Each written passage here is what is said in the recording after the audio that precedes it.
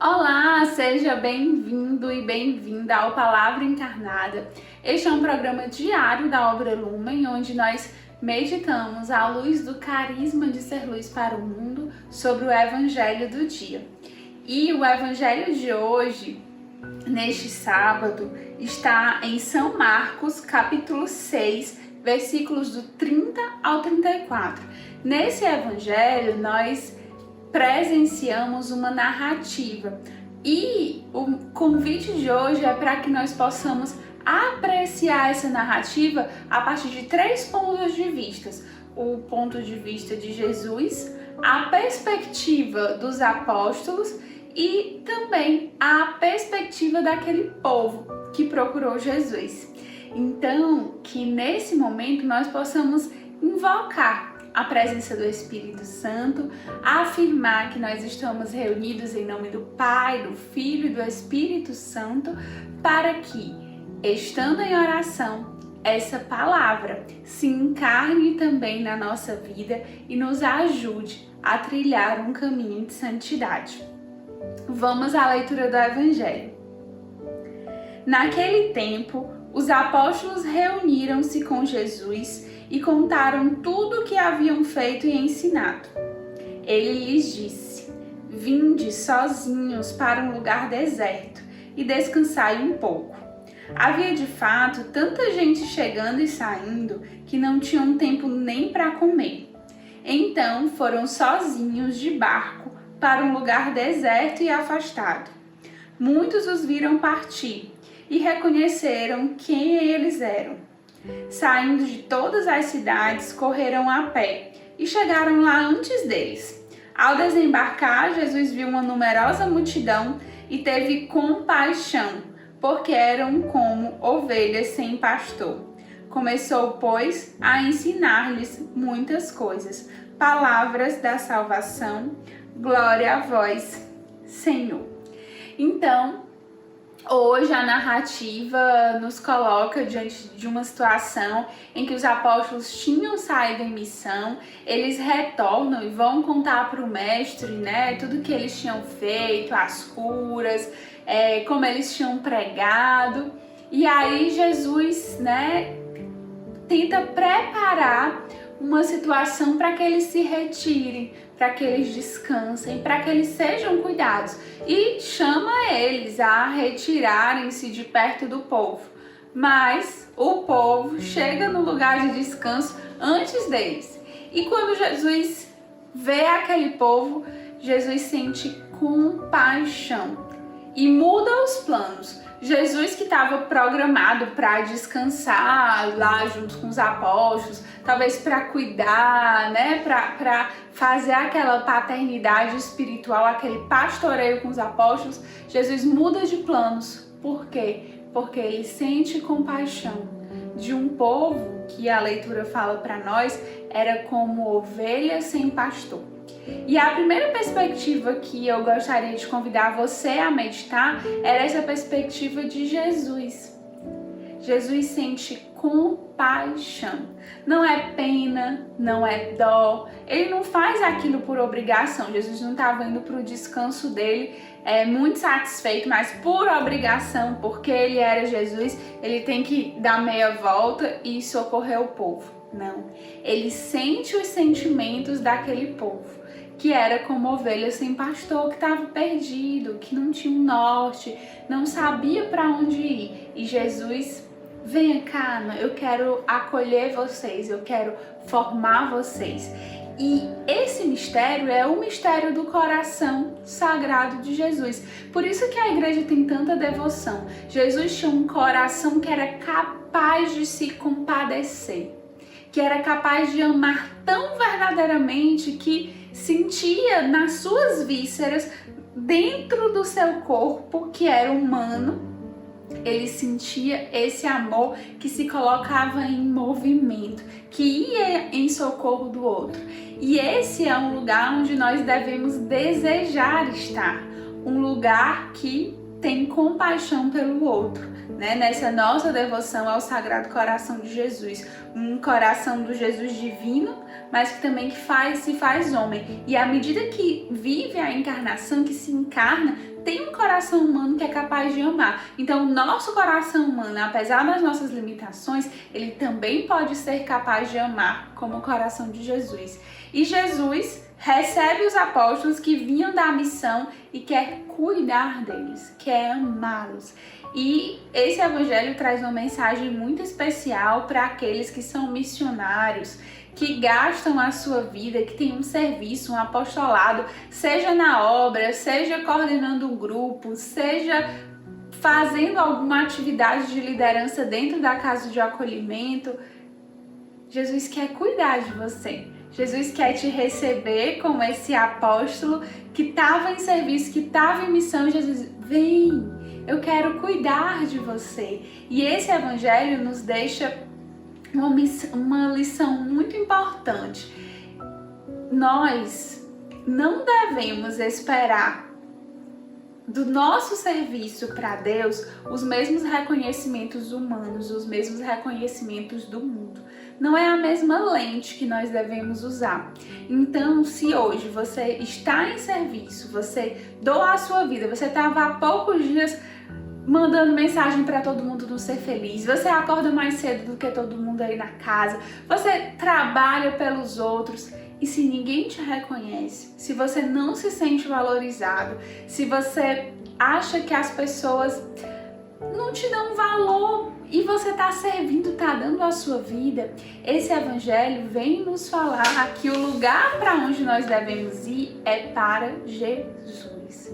Quando nós estamos a serviço do reino de Deus, a gente não deve esperar reconhecimentos humanos.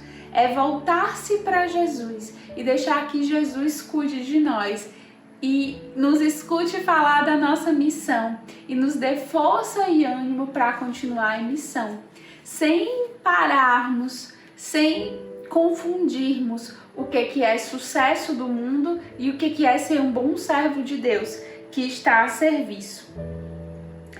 E a gente pode então pensar como esses discípulos que chegam da missão, cansados. O mestre chamou a gente para um retiro, ele vai pregar só para a gente, ele vai fazer a gente descansar. E aí Jesus, na mesma hora muda de planos quando vê o povo. A gente pode se sentir quase como se um empregado tirou férias e aí no meio das férias o patrão chama ele de novo para o trabalho, Cancela o clima de férias e vamos trabalhar, porque a gente tem muito serviço pela frente. Foi mais ou menos isso que Jesus fez com os apóstolos naquela ocasião, Ele pediu que eles voltassem para o serviço.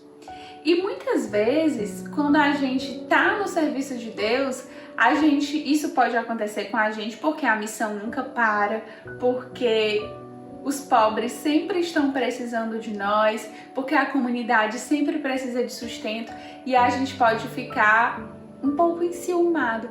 Mas nem um pouquinho de cuidado comigo. Mas eu trabalhei tanto, por que Jesus, por que o meu coordenador não cuida tanto de mim?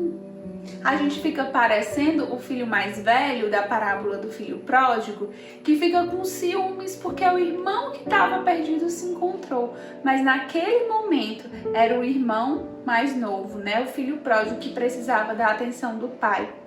O filho mais velho já estava lá e o pai mesmo diz: tudo que é meu é teu, mas aquele teu irmão estava perdido.